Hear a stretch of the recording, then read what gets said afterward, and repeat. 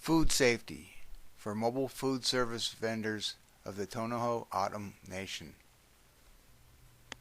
The Tucson Area Indian Health Service strives to provide the highest quality services to enhance the health of all eligible persons in partnership and in harmony with the cultural values and customs of the Tohono O'odham Nation. Give a man a fish and you feed him for a day. Teach a man to fish and you feed him for his life. It's time to teach principles of why we comply with common sense food handling techniques rather than just teach facts and numbers. There's a great difference between the letter of the law and the spirit of the law.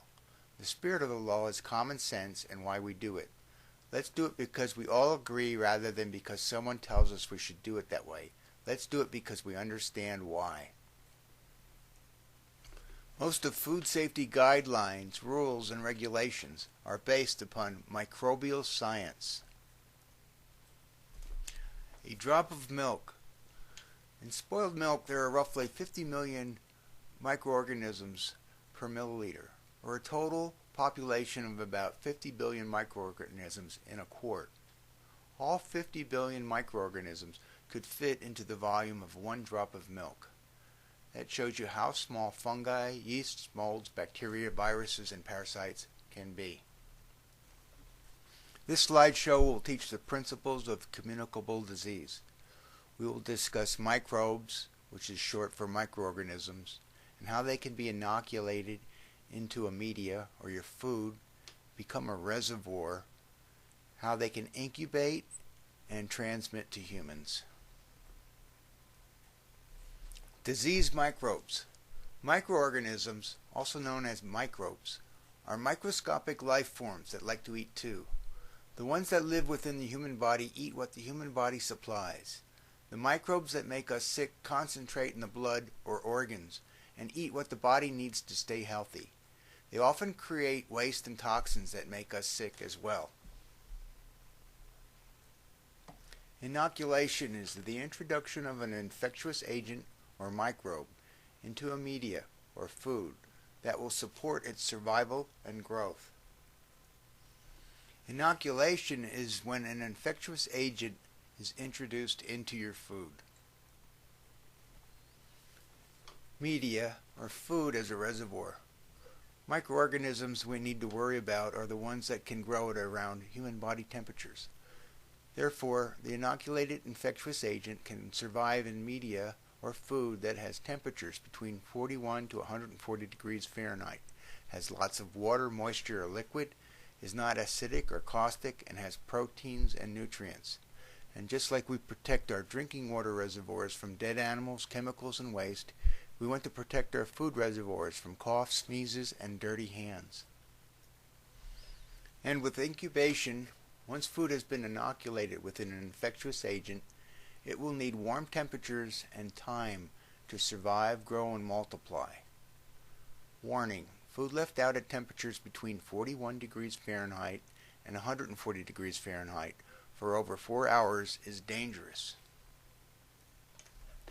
Microbes multiply rapidly at temperatures between 41 degrees Fahrenheit and 141 degrees Fahrenheit and create large populations, waste, and sometimes poisons and toxins. The dose is the amount of poison you ingested or the amount of microorganisms in the food. If there is a little, then there is a little chance of getting sick. But if there are large populations that have had time to grow and at the right conditions of moisture, nutrients, and temperature, then your chances of getting sick are much greater. It's like a rattlesnake bite. You will get as sick as the amount of venom that has been put into your bloodstream. However, we are exposed to food a lot more than rattlesnakes.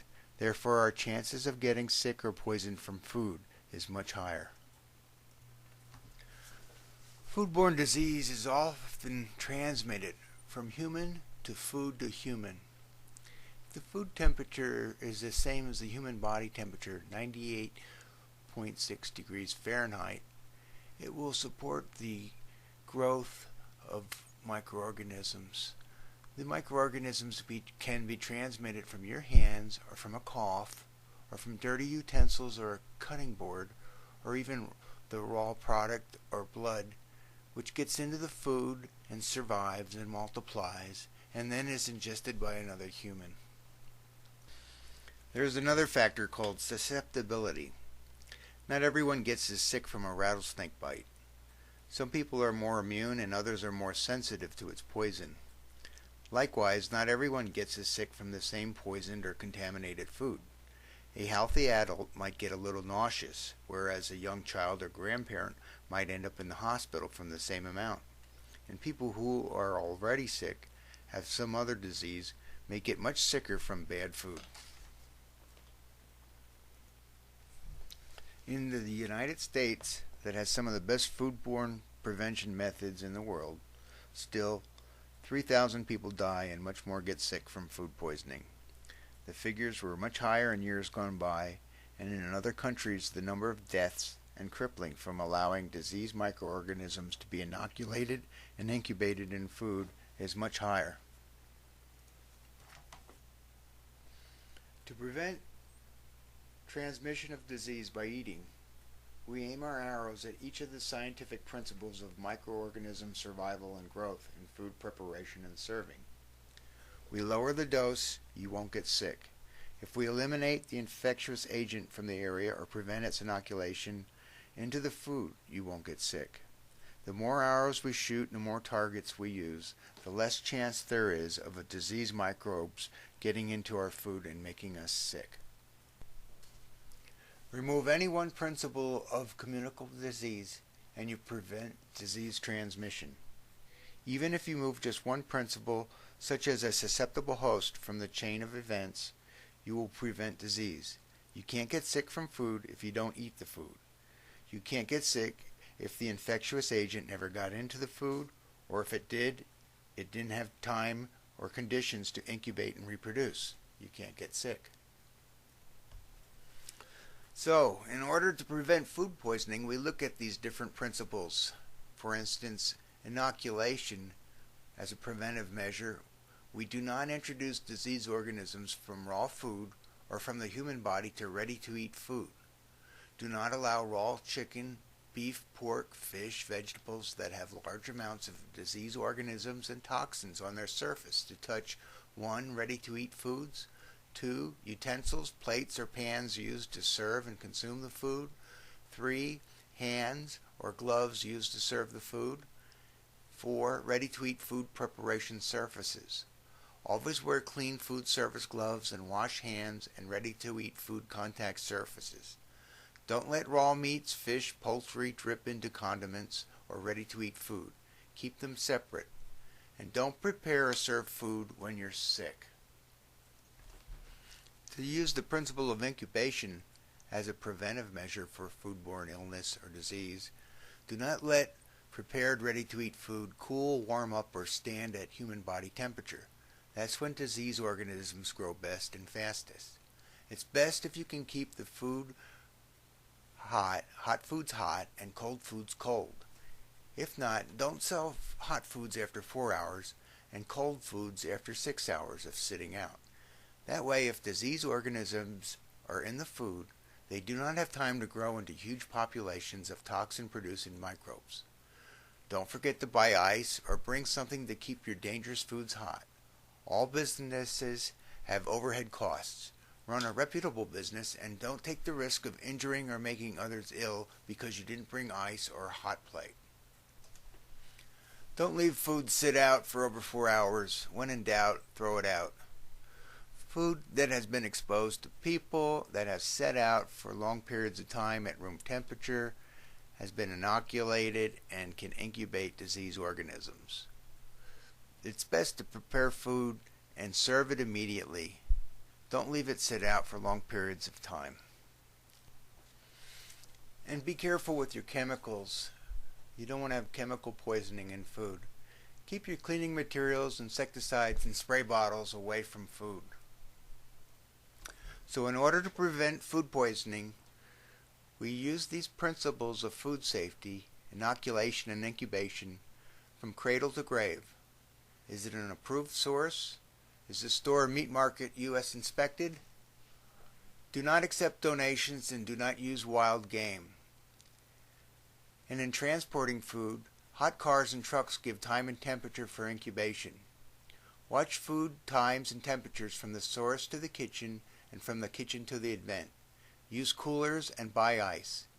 And be careful with your chemicals and cleaning materials so that they don't get spilled in groceries and can get into the food. Put food into refrigeration freezers or temperature holding equipment immediately upon arrival. In preparation and holding, properly cook foods to kill all germs. Make sure there's no cross-contamination of raw foods to cooked foods or prepared foods. And hold foods at temperatures that slow germ growth, below 41 degrees Fahrenheit or above 140 degrees Fahrenheit. Keep foods covered. And when they're ready to eat, serve them immediately. And make sure they're held at the correct temperatures. And if not, after 4 hours, throw them out. Discard foods that have had time and temperatures to inoculate and incubate infectious agents. At home, are cleaning materials, insecticides, children and babies' diapers kept away from the food preparation area? Are you buying ice for food transportation and holding? Do you have electric or hot holding equipment? If not, after 4 hours, bring a thermometer and test food temperatures and check the time they have been left out. There are many lists and guidelines provided by health departments and agencies to assist you with your temporary or mobile food vending activities in order to protect yourself and your customers. Pick one. Any one of them will help. Now that you know the scientific principles of preventing disease transmission while preparing or serving food, make your own list and build upon it until your process gets better and better. Okay, so now you've arrived at the location you want to sell. All kinds of things are going on. Did it rain last night and you have to set up in the mud? Or if it didn't rain in the last 2 months, are you set up in a dust bowl? Does the area you're going to use look as if it has many locations where disease microorganisms are incubating or just waiting to be inoculated into a nice warm reservoir of your food? Can someone drive by and splash a puddle of water? Is there dog or horse dung on your shoes? Sounds silly, but we usually don't think about these things in terms of microscopic life forms. They're just usual events that we pay no heed to. Is the place you're setting up to prepare and serve food going to be clean, cleanable, and free from dirt, grease particles, and germs? Did your neighbor ask you to sell some canned peaches that you really don't know how they were canned? And didn't someone last year get sick from those peaches? Now that you know the scientific principles of disease transmission, you can use your own head and common sense to protect you and your customer from potential problems. It's better to be safe than sorry. Make sure your foods are fresh. All foods should be prepared on site. This may be an oversimplified rule, but some of the things we're trying to do is prevent children's or infectious microorganisms from being introduced into the prepared food. Diapers, dirty dishes, dirty counters, dirty hands can introduce disease-causing microorganisms into the food. When the food is taken off the burner, it cools down to temperatures similar to the human body temperature. If the disease germs are introduced into the food, they begin to reproduce and create toxins very rapidly. Within 4 hours, the levels of toxins can make a normal person very ill. It can critically harm a child, grandparent, or immune-suppressed person. So we're trying to prevent cleaning materials and glass and metals and other items found in the home from getting into the food and accidentally poisoning or injuring someone. We're trying to prevent foods from being prepared for a long time before selling them and allowing the incubation of disease organisms in the food to occur. And we're trying to prevent contaminated home canned goods, leftovers, and neighbors' food items from being an additive to the food for sale. Common sense food handling practices. Keep cold food cold. Bring plenty of ice or gel packs. Meat, poultry, and seafood should be packed while still frozen. Keep at or below 41 degrees Fahrenheit or discard after 6 hours. Keep hot foods hot. Keep above 140 degrees Fahrenheit or discard after 4 hours. Bring a thermometer to test the food temperatures. Organize coolers. Keep perishable foods separate. Keep raw foods separate. Keep hot and cold foods separate. And keep food clean. Use clean and sanitized coolers. Keep lids closed. Keep food wrapped or covered. Wash produce. Don't allow raw meat, their drippings, or vegetables to contact the ready-to-eat food. Things that the health inspector would tell you, such as get rid of that marinade mix after 4 hours. Don't reheat that pot of beans more than once. And don't cook hamburgers rare. Can you see why? Follow safe cooking tips. Marinate meats and poultry safely. Marinate in cool temperatures, never outdoors or on the counter. Do not reuse marinade. Don't mix products, chicken and pork, in same marinade. Don't reuse platters or utensils that handled raw, uncooked foods. Cook food properly. No red juice or rare items. Don't leave partially cooked foods sit for later use. Serve all food immediately after preparation. And keep food ready. Don't reheat food that sat around. Don't let hot foods cool down or cold foods warm up. Use a thermometer and watch your foods. When in doubt, throw it out. In order to enhance and improve the quality of food service to the Tohono O'odham Nation, also bring things to wash and sanitize your hands, utensils, and food preparation tables. This may include a list something like this: water, soap, containers to hold water, sanitizing chemicals, paper towels, food service gloves. The Indian Health Service wants to emphasize that washing your hands after using the restroom and prior to handling food is extremely important in preventing disease transmission to the nation's citizens. Can you wash your hands, cutting boards, utensils at the location you're selling or preparing food? How far away is it? Will you wash your hands regularly or before touching anyone's food? Are you willing to change your food service gloves when you think they may no longer be clean or safe to handle food? Are you willing to spend the extra money and buy the extra things you need in order to sell food safely to your people? These are tough questions we must all ask ourselves, especially when it comes to making money. Why do we sanitize? We sanitize to eliminate or kill the disease microbes. How do we sanitize? Usually with a small amount of bleach and clean water. However, this solution doesn't last long, and it must be made up frequently in clean water. If the solution water is dirty or the rag is dirty, it usually means it's no longer sanitizing and has to be remade again. Also, soap on the dishes will affect the sanitizing solution, so we rinse the soap off the dish before we sanitize it. The procedure is wash, rinse, and sanitize. Besides food safety, there's just plain old safety. Be alert. Don't blow yourself up or burn down the neighborhood. And don't suffocate yourself or expose yourself and your customers to heavy amounts of smoke or toxic vapors by burning plastics.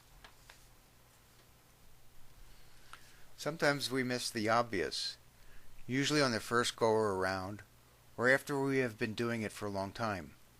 You can't always remember these, so keep a checklist and go through it before you start and after you're set up. You don't have to tell anyone that you have to take notes to remember things. And check your fire extinguisher to see if it's charged. That way you'll know where it is if you need it. And store your food away from chemical supplies. Store cleaning supplies away from food items and keep pesticides and insecticides away from food. Okay, now before you leave, did you make a mess for the next people that want to use the area?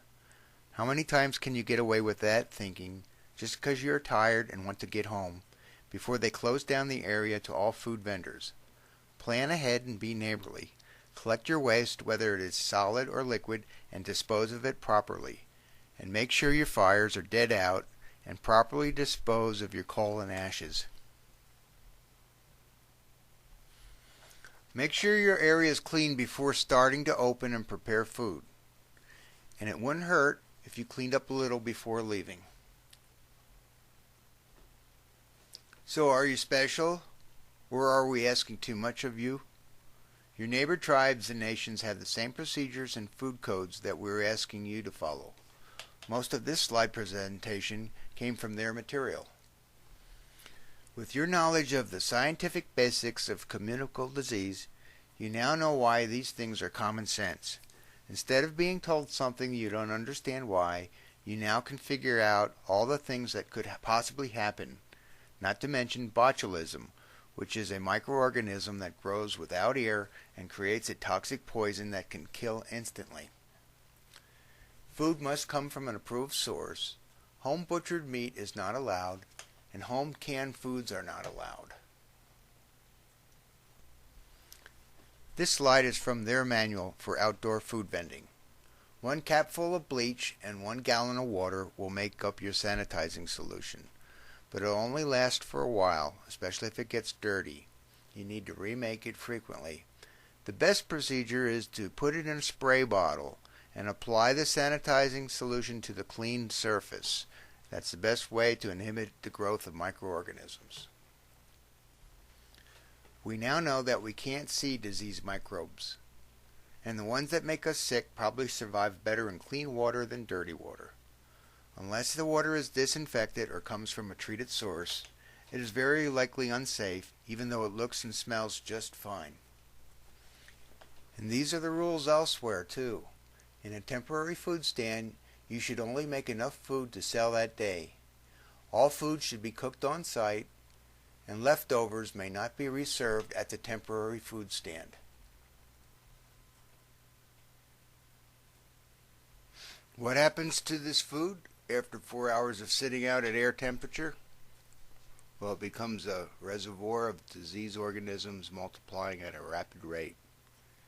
When in doubt, throw it out. Don't reheat this food and serve it to others. You can't prepare, hold, or serve hot food without heating equipment. Otherwise, the food cools to just about body temperature. But the microbe party already started a couple hours before that. The real trouble is just about to begin if you haven't checked your food temperatures with a thermometer routinely. We hold foods at 140 degrees Fahrenheit or above. But when we heat them up, we want to get them a lot hotter. Foods such as chili and stews we heat to 165 degrees Fahrenheit. And we cook hamburger until it is brown inside and the juices are clear. Meat, beef, chicken, pork cannot sit out thawing for long periods because you now know that on the surface there are microbes that are thawing out too and just getting ready to sit down for a meal and maybe party afterwards, long before you get to it. And they, unlike us, might leave a mess and a lot of waste behind on the food. And don't skimp on the ice. Yeah, sure it melts, but that melt water is cold too. Figure out how to make the cold last and keep what needs to be kept cold without it becoming contaminated in the melted ice water. Separate your clean foods from your dirty foods and pre-cool and organize your drinks so they won't need as much ice. Pack meats and chicken frozen or cold. Remember, any ice that goes into someone's mouth must be clean and protected for the same reasons you protect food. Disease microscopic life forms survive in ice and grow once warmed up. Don't scoop any old ice into someone's drink without considering its quality as acceptable for human consumption without ill effects. The small dot about 2 inches up the stem of a metal stem thermometer is where it actually measures the temperature.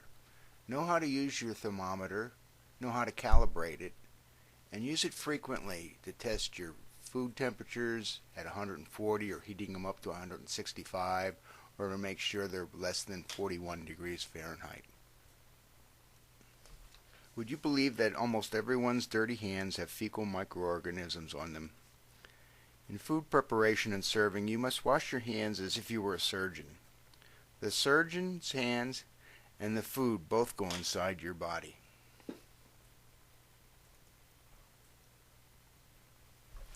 This slide demonstrates how you can set up a hand washing sink or station for mobile food service vending or outdoor food service vending. With a little autumn ingenuity, You can figure out ways to run a tight ship even in the desert.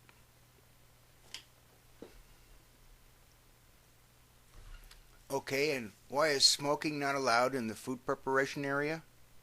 Well, one reason is that your hands touch your mouth and then they touch the food. You can transmit the germs from your mouth to the food, and vice versa. You can transmit germs from raw chicken and dirty surfaces to your mouth and make yourself sick. Yeah, and I know it's outdoor food vending, but do your best to keep the bugs down to a minimum. Figure out what's best and try it out. And this area may be okay for horses, but not all of us could handle it for our eating or food preparation area. As the saying goes, cleanliness is next to godliness. Okay, so you didn't know there was going to be a test. Relax. This is easy. The answers are easy. The test was designed as a learning tool to go over what you have learned. You shouldn't miss any. But this would be a good time to take a break. Turn the slideshow off for now. If you're going to answer the questions on an answer sheet, get an answer sheet, fill it out. If you don't want to listen to my commentary during the test, just put it on mute and answer the test questions. But if you have a tough time with it or you want to learn some more, then listen to the commentary. Question number 1. Microbes, also known as microorganisms, are A. Test papers used to measure the sanitizer in the dishwashing water. B. Living organisms that can only be seen under a microscope. C. A type of thermometer used to measure food temperatures. The correct answer is B. Living organisms that can only be seen under a microscope are microbes, or also known as microorganisms. Question 2. Microorganisms that cause sickness in other humans come from A. Other human bodies. B. A clean cutting board. C. Food held above 140 degrees. Well, we know food held above 140 degrees is safe, and a clean cutting board is not going to have a lot of disease microorganisms. We get diseases from other human bodies. One human body can pass their disease organisms to another human body, and sometimes they do it through food. Question 3. Microbes that can cause sickness in human beings survive best A. in a dry, clean place. B. in food kept refrigerated below 40 degrees Fahrenheit. And C. in food with temperatures and moisture levels that closely resemble the human body. The correct answer is C. in food with temperatures and moisture levels that closely resemble the human body. That's the theme we're going to drive home in all these test questions, is that human disease microorganisms can survive in food that is kept close to the human body temperature and moisture levels. Question 4. Microorganisms that cause sickness in other human beings are controlled and subdued with A. moisture and nutrients. B. heat, cold, or sanitizing chemicals. C. temperatures closely resembling the human body temperature. Well, we know C is wrong because that promotes disease organisms, and A is wrong because you're providing the disease organisms moisture and nutrients. The correct answer is B. We use heat, cold, or sanitizing chemicals to control or subdue microorganisms. Question 5. Microbes cause sickness in the human body by A. hand washing too frequently. B. growing rapidly in sanitizing solutions. And C. entering the human body through the digestive system. Well, A and B are incorrect. We can't wash our hands too frequently, and disease organisms don't grow rapidly in sanitizing solutions, but they do enter the human body through the digestive system. Question 6. Microorganisms in people who are sick can be passed on to others. A. by calling in sick for work. B. by staying away from food prepared for others. C. in food prepared and kept at temperatures closely resembling the human body temperature. Well, you can't get sick from someone if they're not there, and if they stay away from food, their organisms cannot get in the food and be passed on. So C is the correct answer. You can pass on your disease organisms in food prepared and kept at temperatures closely resembling the human body temperature. Question 7. Disease microbes grow rapidly, within 2 to 4 hours. A. In frozen food thawing under running water. B. At temperatures above 140 degrees Fahrenheit or below 41 degrees Fahrenheit. Or C. In food prepared and kept at temperatures closely resembling the human body temperature. Well, C is the correct answer, and the theme that we're trying to drive home is that disease microbes grow rapidly in food prepared and kept at temperatures closely resembling the human body temperature. They do not grow well if the food is kept above 140 degrees Fahrenheit or if it is kept below 41 degrees Fahrenheit, and they do not grow well in frozen food thawing under running water. Question 8. Microorganisms that make people sick by food or drink can be transferred by A. Raw chicken, fish, pork, shellfish, or meat onto hands, cutting boards, food contact surfaces, or directly into cooked or ready-to-eat food. That's the correct answer. B. If you properly sanitize all food contact surfaces, especially after working with raw foods, there's not going to be a lot of microorganisms to make people sick. And if you properly sanitize all food contact surfaces, especially before working with prepared ready-to-eat foods, you're not going to allow microorganisms to pass on to people and make them sick. Question 9. Microbes that make people sick through food. A. Affect healthy people in the same way it affects children.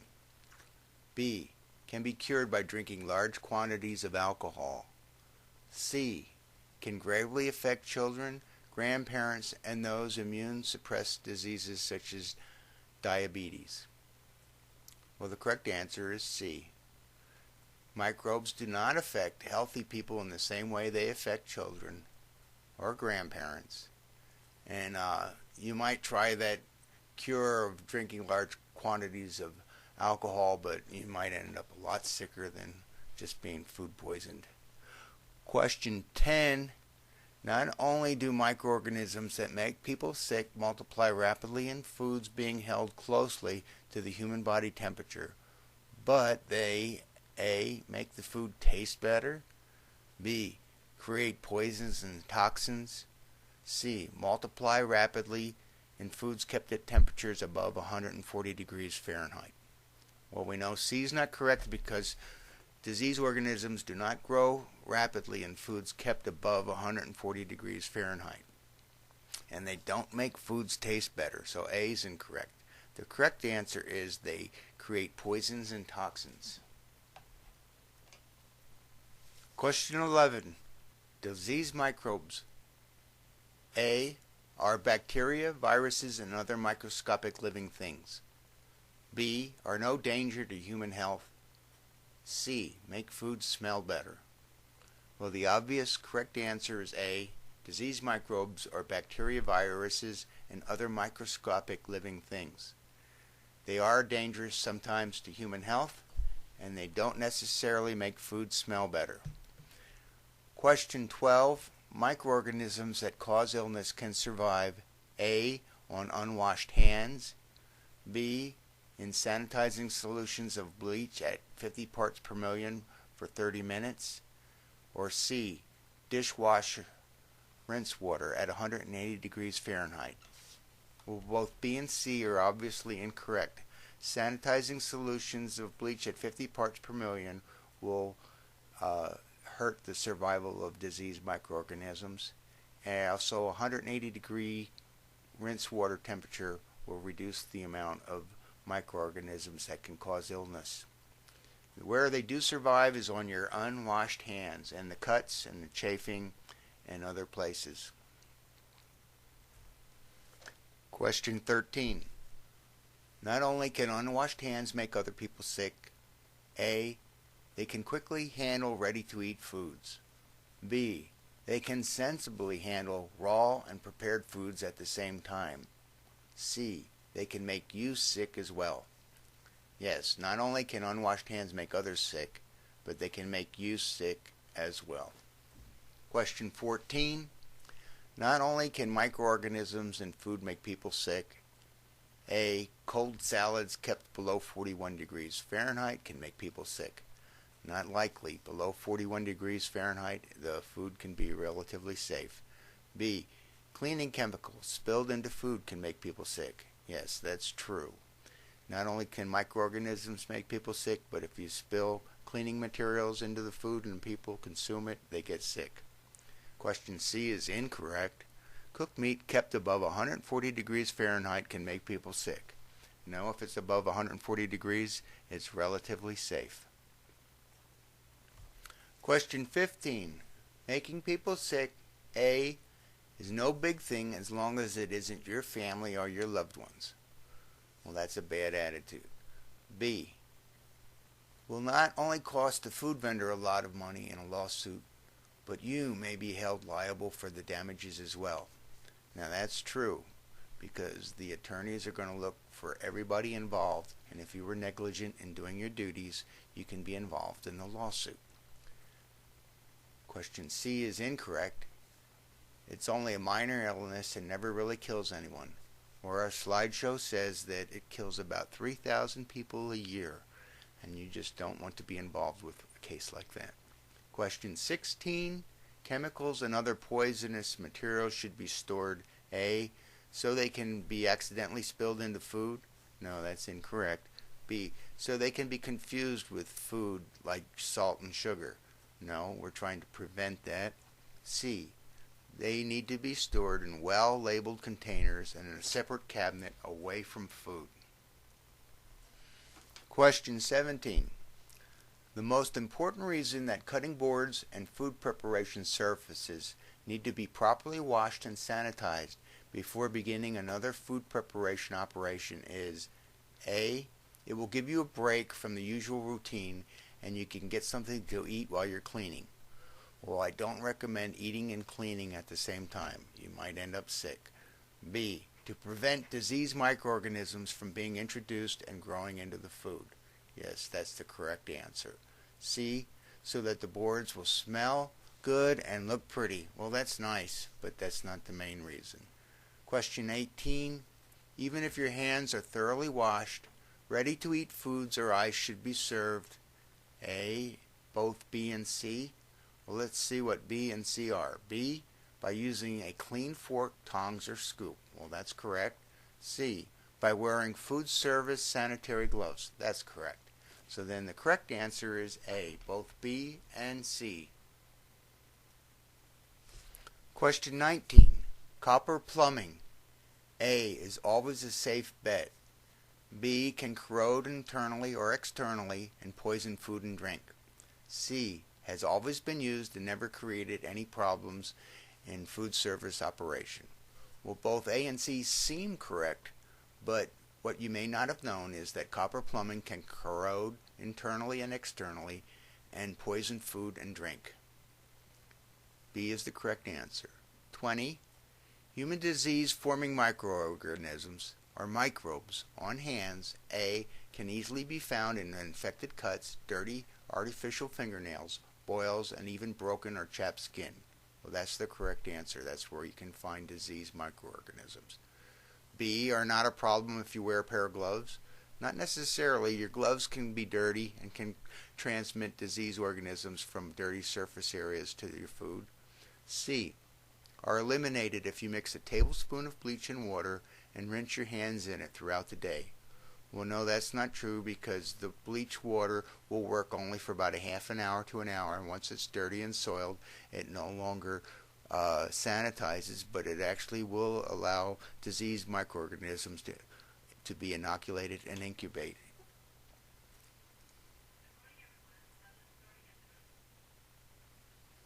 Question 21.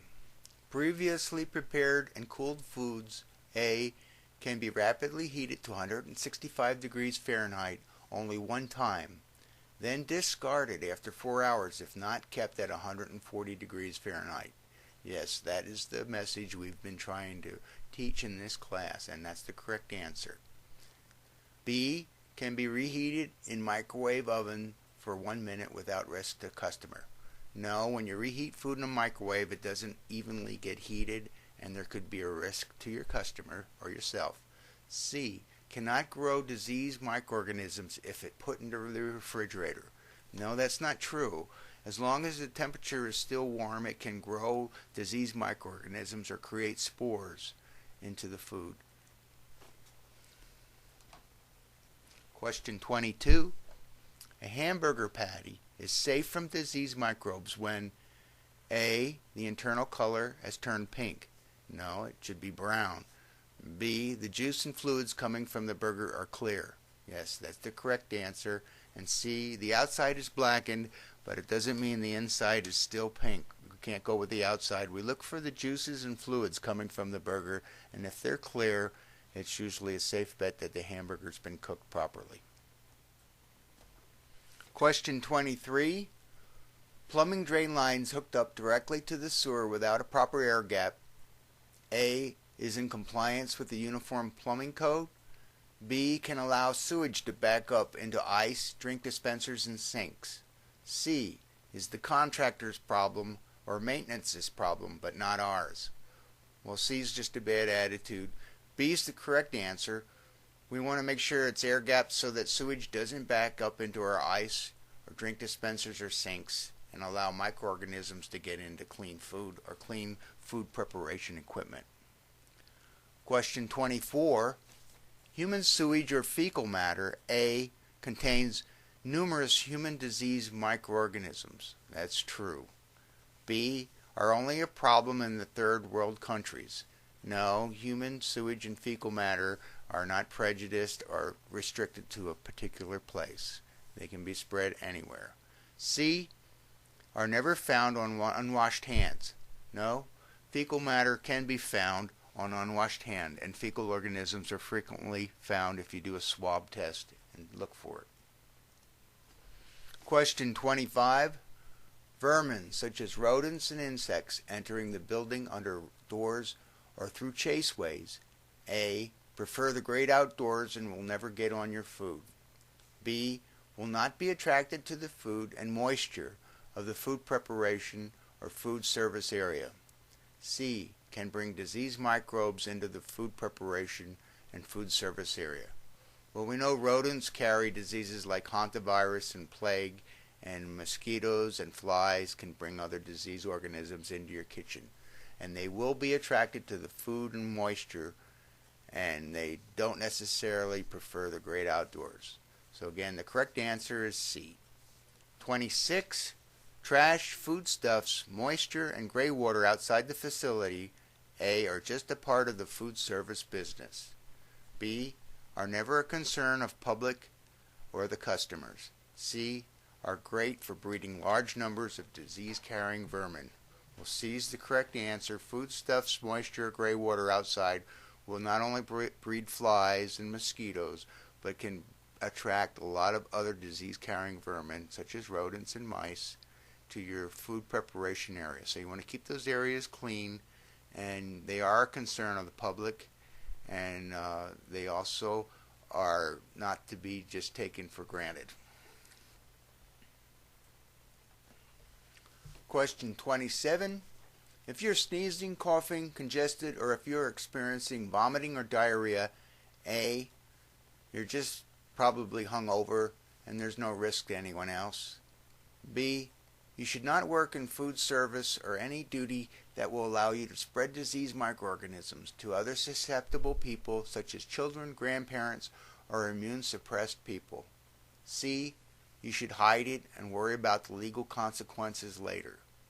Well, both A and C are bad attitudes, and the correct answer is B. You should not work in food service or any duty that will allow you to spread disease microorganisms to other susceptible persons such as children, grandparents, and immune-suppressed people. 28. Large pots of hot or warm food left out to cool, A, still have microbial spores or disease microorganisms that may have been introduced to the food and after preparation can multiply to extremely large populations, that would be millions of spore-producing bacteria, and create poisons and toxins while cooling. Naturally, that's the correct answer because it's the longest one. B, are not a problem. Oh, they are. If you leave large pots of food out at room temperature to cool, they're a problem. And there are no effective methods for rapid cooling. No, you take it out of the hot pot and put it in shallow pans and put it into the refrigerator so air can circulate around it. It cools faster that way. You can put it into a pan of ice to let it cool quicker, or you can stir it with an iced stirrer to allow it to cool, and stir it frequently to get those temperatures down to less than 41 degrees in a rapid period of time. Question 29. Chemical poisoning, A, occurs from proper labeling and organization of materials in food preparation and service areas. B, is not a problem with soda dispensers or copper plumbing. C, can occur from spilling cleaning materials into food products. Well, C is the thing that we're worried about. You don't put chemicals above your food so that they can spill into your food. It is a problem with soda dispensers because the copper plumbing needs to be protected so that you don't have copper poisoning in your drinks. And you need to label and organize your materials so that you have chemicals and cleaning materials separate and easily identifiable from the food and food preparation activities. Question 30. Temporary outdoor vendors, A, do not have to worry about disease transmission to the public, neighbors, and family. B, don't need to buy ice or thermometers because it will cut into their profits. C, have a much better or much greater risk of transmitting food illness to public, neighbors, and family because they do not usually have the proper food service facilities such as hand washing, food temperature control, and sanitization equipment. Well, C is the correct answer, and both A and B are just bad attitudes. Question 31. Insects are our friends. Well, that may be true for some people. B, have no business in food preparation or food service areas. Yes, that's the correct answer. We don't want them in there. C, cannot spread disease. Well, insects can spread disease. 32. Backed up drains, grease traps, and sewage lines, A, should be ignored because it's just too yucky. Well, yeah, and then babies' diapers may not be changed either because they're pretty yucky too. B, never require any cleaning or sanitization. No, you have to get into those places, clean them and sanitize them because they're loaded with disease-forming microorganisms, which is answer C, the correct answer. Question 33. Routine professional food handlers training, A, is a waste of my time if I don't apply what I learned to my job and always stay alert to the potential of food illness transmission to the public, our families, and ourselves. Well, it is a waste of your time if you don't apply what you learned to your job. So A is the correct answer. B, covers all the legal requirements for food safety. No, there's a lot more involved. C, provides me the necessary credentials to know all about food safety. No, you'd have to take a lot of college courses to get those credentials. 34. Lawsuits for foodborne illnesses, A, are not very common. No, they are very common, especially in high population urban areas. B, can involve millions of dollars. Well, B is the correct answer. Hospital bills involve millions of dollars, and someone wants to be reimbursed. They get an attorney to try to get a lawsuit to get their money back. And C, won't involve the food service worker. Well, no, they can go after the food service worker, especially if they were negligent in doing their duties or not following the proper procedures for avoiding food illness transmission. Question 35.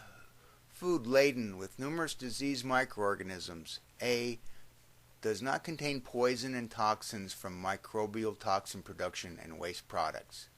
B is okay to be consumed if it looks and smells okay. C is potentially hazardous to your health. Food laden with numerous disease microorganisms is potentially hazardous to your health, and you can't tell it if it just looks and smells okay, and they do contain poisons and toxins from microbial toxin production. 36. Foodborne illness. A, occurs only from the last thing that you ate. B, cannot kill anyone. C, can take 2 hours to 2 weeks for you to become sick. Well, hepatitis can take like 15 days from the time you eat the food until you get sick, so it's not usually the last thing you eat, but it certainly can kill people. Well, thanks for sticking with us. We know this was long and drawn out, but hopefully now with your newfound knowledge, you can make better decisions in your food handling practices for the Tohono O'odham Nation members, visitors, and guests. We hope you understand the principles of disease microorganisms, inoculation, incubation, and transmission. Good luck in your food vending processes, and use common sense food handling practices to keep your community healthy.